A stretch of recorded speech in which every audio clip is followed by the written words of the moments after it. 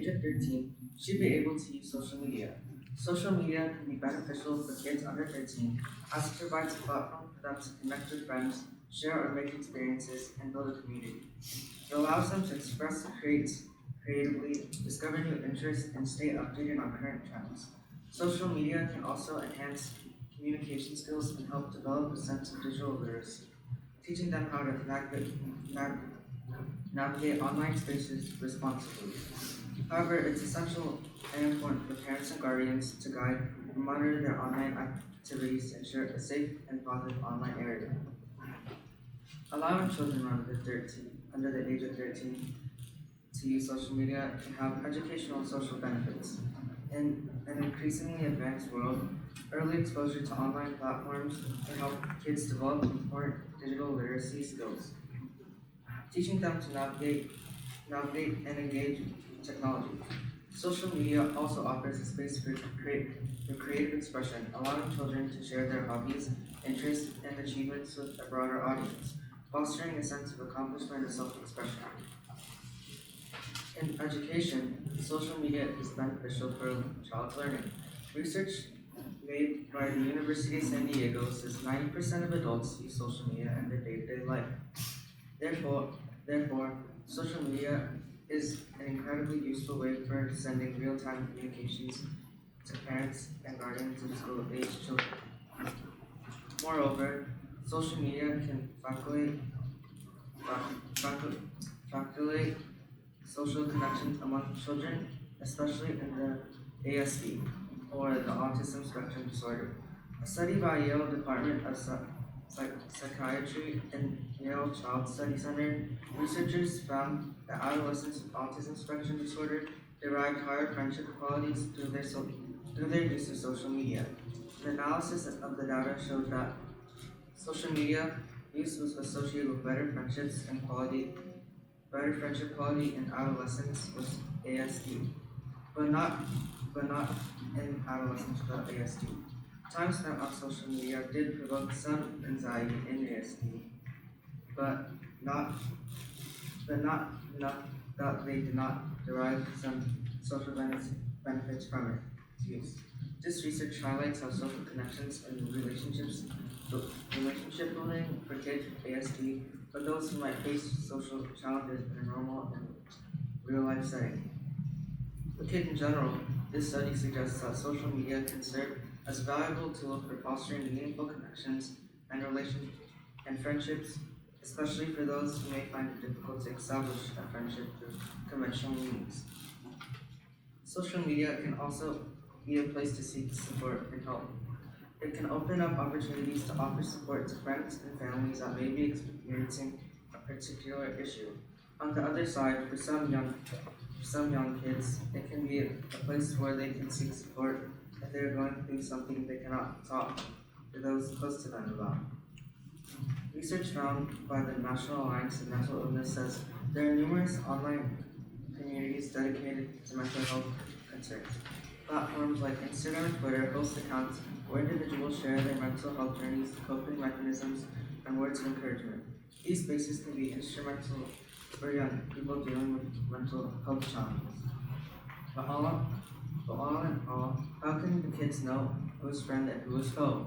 Well, parents should teach their kids the necessities and basics of how kids can navigate through social media in a safe way while avoiding obstacles such as online predators and dangerous trends. A kid having social media is a trust relationship with their parents. If parents don't really trust them, they can ensure their privacy settings on social media platforms at appropriately configured to limit the visibility of personal information. This step helps minimize the risk of unwanted interactions. Physical distances may separate friends and family online and friends and family. Online platforms provide an avenue for kids to stay connected, share experiences, and build friendships.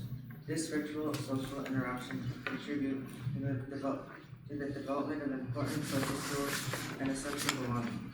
Parents can also check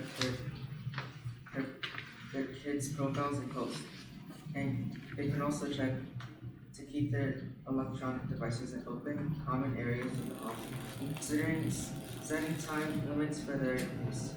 Reviewing apps, games, and social media sites before they are downloaded by the kids. That is why I think kids should be allowed to use social media. Thank you. Very good. Kai, are you ready for the cross-examination? Yes.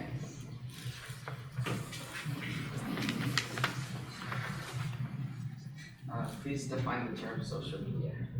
Social media is basically like a platform for where people can like express their like opinions and stuff they're interested in, and their opinions. That's social media. How do you propose that children will be protected from explicit things on social media? Well, their parents can enable security and safety through their settings on the social media apps for their appropriate age. How do you think social media will be limited? Like, how do you think children will not spend too much time on social media? Well, the parents can also set their time limits on their devices and for certain apps like Instagram and Twitter. How do you think children will be protected from cyberbullying, harassment, and predators? Again, like I said, they can be protected by the security of their device and their age limit they're on.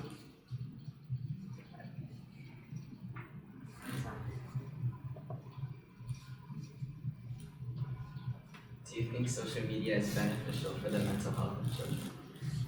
I mean, kind of. I mean, it depends. Do you think social media is used as a tool for education or for like enjoyment? I mean, it could be 50-50. I mean, most people use it for both. I use it for both.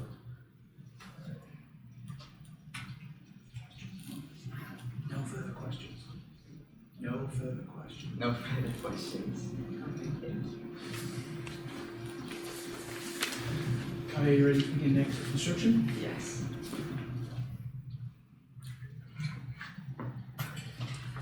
Though social media is regarded as a way people can connect and communicate, there are some significant downsides to consider.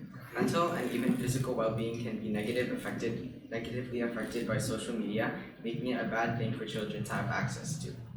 One reason social media is bad is because it can make kids feel like they're insufficient when comparing themselves to others. On social media, kids might feel the unreasonable urge to compare themselves to other people. This can make them feel bad about themselves when looking at their differences. However, children don't realize that when they look at social media, they're only looking at what people want them to see. People having a great time, everything being perfect and under control, the good things about life. This unrealistic standard is able to convince kids that if they're not also having a perfect time, then they're not good enough. In reality, everybody has their own problems that they have to deal with, it's just that they don't choose to present them on social media. The Child Mind Institute explains how teenagers can alter how people see their lives and how in their posts read like highlight reels showing only the best and most enviable moments while concealing efforts, struggles, and the merely ordinary aspects of day-to-day life. When kids are having problems and see that their friends are having a great time, they are more likely to believe that it's their fault that they're not doing as well as others. In their interview with a 16-year-old girl named Sasha, she says that looking at her friend's post makes you feel like everyone has it together except for you. When kids compare themselves to others on social media, they can develop an unrealistic point of view about how others are doing in relation to them. When kids only see what other people want them to see, all they understand is that everybody's having a good time without them. When they don't see the struggles of others, all they understand is that everybody else has everything under control except for them. Clearly, this constant comparison can make children feel bad about themselves and will create a spiral of negativity. It's better to stop social media so children won't feel the urge to compare themselves to what they see from other people. Another reason social media shouldn't be used by kids under 13 is that on social media, kids will be exposed to things they might not be ready to see. Social media can introduce children to things that can be bad for kids to see at such a young age, such as misinformation, graphic content, and offensive or sensitive matters. Kids might not be able to understand what they've seen, which can make them unsure of certain topics and maybe even be afraid to talk about them. InternetMatters.org says that the NSPCC, the National Society for the Prevention of Cruelty to Children, found that 56% of 11 to 16-year-olds have seen explicit material online before. Children might be disturbed or frightened when they see explicit or mature things on social media and might not know how to deal with it. Another reason children should not use social media is that they will be put in danger of cyberbullying, harassment, and even predators. PewResearch.org's 2022 survey on cyberbullying says that 46% of children aged 13 to 17 have experienced cyberbullying online. According to socialmediavictims.org, suicide rate for young people aged 10 to 24 dramatically increased by 57.4% from 2007 to 2018. It's evident that the increasing suicide rate is linked to social media, considering the initial launches of some social media programs were around the same time, like when Facebook was launched in 2006. And according to the Child Crime Prevention and Safety Center, there are about 500,000 online predators each day, and that kids between the age of 12 and 15 are likely to be manipulated by adults. On social media, kids will not only be put in danger of cyberbullying and harassment, but they'll be in danger of predators that will try to manipulate them. These people set up accounts on social media platforms and will try to establish connections with children by pretending to have the same interests as them, offering them gifts, or complimenting them. Predators might ask the child to meet in person and can pose a significant threat to them. If they succeed in manipulating to them, then it's best to have children to wait to use social media until they're more aware of the dangers and are responsible enough to make safe decisions. Social media can also negatively impact both mental and physical health. Stress and anxiety from social media can turn into physical pain as well. According to McLeanHospital.org, a British study from 2018 showed that social media is linked to decreased, disrupted, and delayed sleep, which in turn is associated with depression, memory loss, and poor academic performance. The anxiety and depression that social media brings can turn into physical issues like nausea, headaches, muscle tension, and tremors. The National Library of Medicine website explains how physical symptoms can potentially be signs of mental distress, and that vague aches and pain are often the presenting symptoms of depression. They also show how mental state can influence physical feelings, explaining that the neurotransmitters that influence both pain and mood are serotonin and norepinephrine. Dysregulation of these transmitters is linked to both depression and pain. Clearly, social media not only has a mental impact, but also has a physical impact. Using social media will increase mental distress, which can also deteriorate physical health. So after all this, it's evident that social media isn't a good thing for children to have to deal with. It's all too much for them to process, especially at a young age. It's best to do the safe thing and have children wait a few years to use social media when they're more developed. Then they'll be able to make good decisions, tell what's right and wrong, and know when to stop using social media. That's why children under 13 shouldn't be able to use social media. Thank you. Quirsten, are you ready for cross-examination?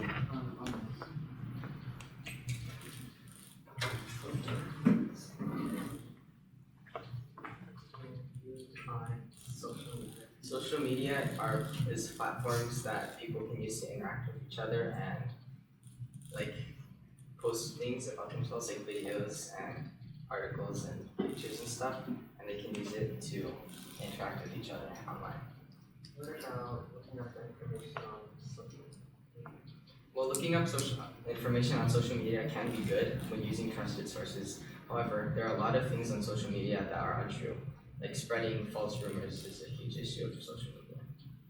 You said something about inappropriate content. Well, the parents can put in the settings they can put an age appropriate thing.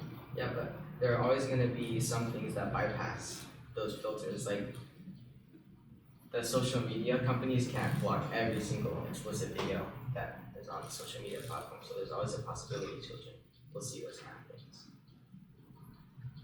What about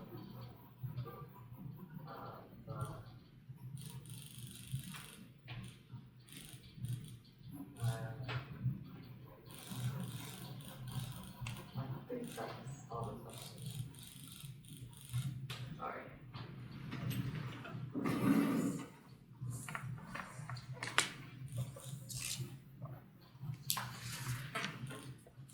As we've seen, the risk of social media clearly outweigh the benefits. Dangerous predators, misinformation, and graphic or explicit content are just a few bad things of social media that kids might not be ready for. It's best to wait until children are older so they'll have better judgment and will know what to do in certain situations. For example, if a child is on social media and encounters a predator, the child might not know what to do and might fall for the predator's trap. However, if an adolescent aged over 13 has developed his or her judgment skills over the years, they'll know not to interact with the predator in order to stay safe. Kids learning from social media also isn't the best because of the information on social media. If kids grow up believing falsehoods that they see on social media, then the next generation will just be a world full of lies in the future. So there are many risks associated with social media. The benefits of being able to interact and connect with others is not restricted to social media. That is why children under 13 should be able to use it. Thank you.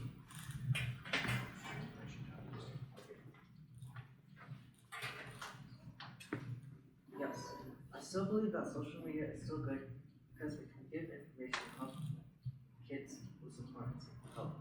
Yes, some inappropriate images can get bypassed by the platform, but further that point, social media can still give an insight on other educational topics and help remove boundaries.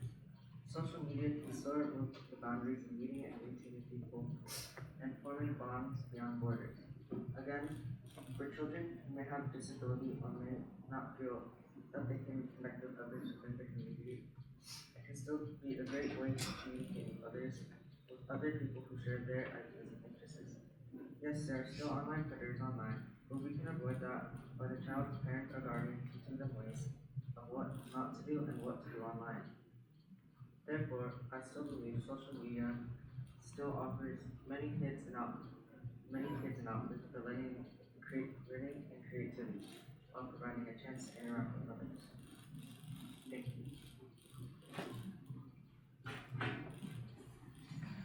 Okay, and that brings a close to today's debate. Contestants, please stand up, acknowledge the judges.